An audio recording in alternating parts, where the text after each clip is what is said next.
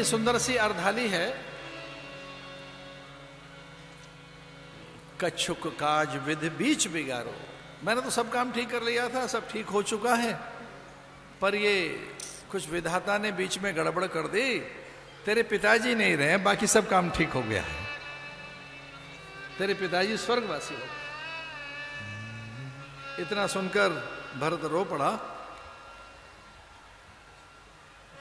हाँ, तात तात कहकर रो पड़ा। लेकिन जब उसने पूछा कि पिता तो नहीं रहे, पर भैया कहाँ हैं, राम कहाँ हैं, बताया कैकेयी ने कि राम को तो मैंने वन में भेज दिया। तो पिताजी के मरने के समाचार से जैसे लगा कि प्राण चले गए, पर भैया के जाने से लगा कि आत्मा भी चली गई। रोदन करने लगा। तात पुकारी परे भूम तले भूतर भारी, भरते बिसरे पितु मरण, सुनत राम बन गौन, हेतु अपन पे जान, जिए थकित रहे धर्मो। या गति सर्वभूतानां ताम गति ते पिता गतः, राजा महात्मा तेजस्वी यायस जूक सताम गति। अरे इतना रोना धोना क्या है, उन्हें तो मरना ही था, बूढ़े थे मर गए, क्या रोना धोना लगा रखा है। उठ, ये देख मैंने क्या रखा है तेरे लिए। अरे सबकी ऐसी गति होनी है, चले गए पिता तेरे, चले गए, बूढ़े थे, अब बुढ़ापे में कब तक रहते। पर ये तो देख, ये है क्या, स्वर्ण थाल में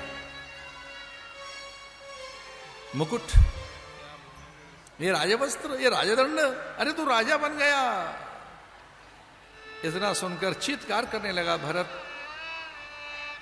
वाल्मीकि रामायण में तो क्या फटकार लगाई है उसने। और तुलसी बाबा लिखते हैं कि तेरी जिह्वा जल क्यों न गई, मस्तक फट क्यों न गया, धरती रसातल में चली क्यों न गई, धरती उस समय क्यों न फट गई। पता नहीं कितने अपशब्द कहें अपनी मां को। बर मांगत मन भई न पीरा, गरी जीव मुख पर न कीरा।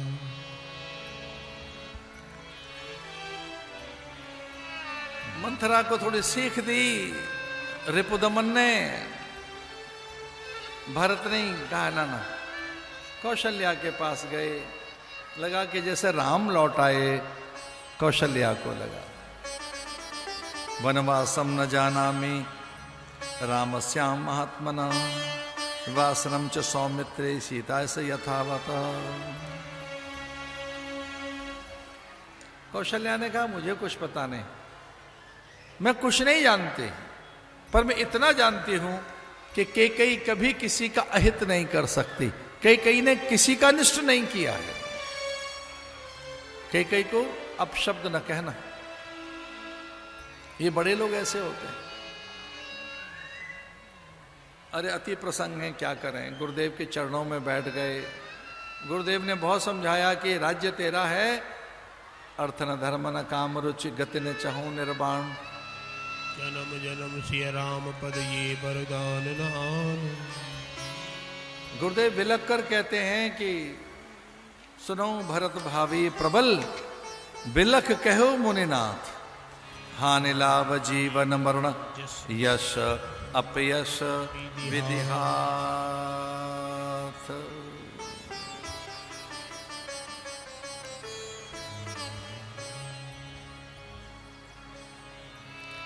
चलद पया दे खात फल, पिता दीन तजराज।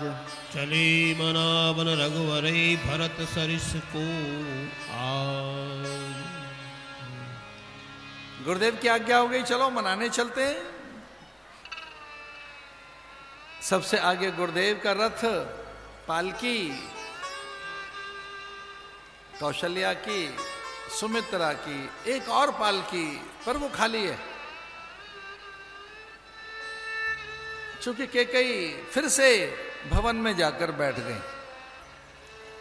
कैकेयी ने कहा कि मैं कहीं की नहीं रही, मेरे कारण मेरे पति चले गए, राम वनगमन, और ये भरत ने ही मुझे त्याग दिया है।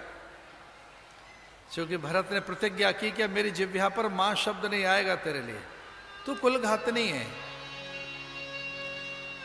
तू हत्यारण है, तेने पिता की हत्या कर दे, तेने मेरे विश्वास और मेरे सर्वस्व राम को जंगल में भेजा है, इसलिए अयोध्या में महापातकी सबसे बड़ा अपराधी कोई है तो वो कैकेयी है, और तुझे मैं दंड देता हूं ये कहकर कि जहां भी तेरी छाया होगी वहां मैं कभी खड़ा नहीं होऊंगा, तेरा मुख नहीं देखूंगा, तेरा मैं सदा के लिए परित्याग करता हूं, यही दंड है तेरे लिए,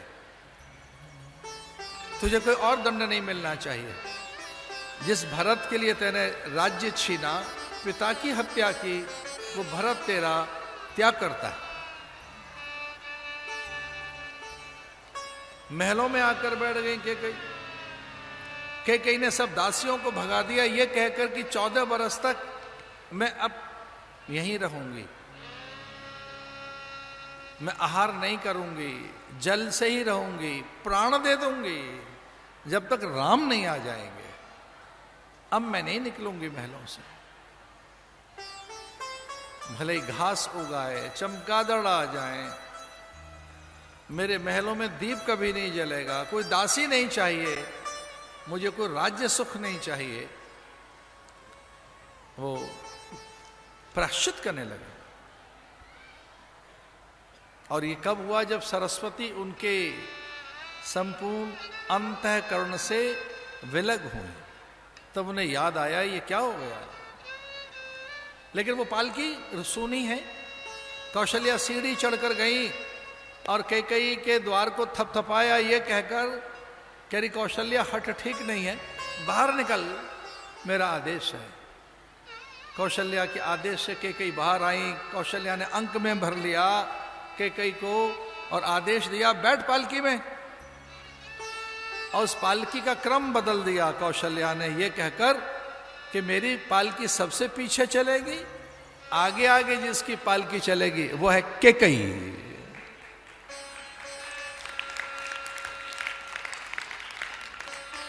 मुझसे भी अधिक जिस पर राम का अधिकार है वो कैकेयी है।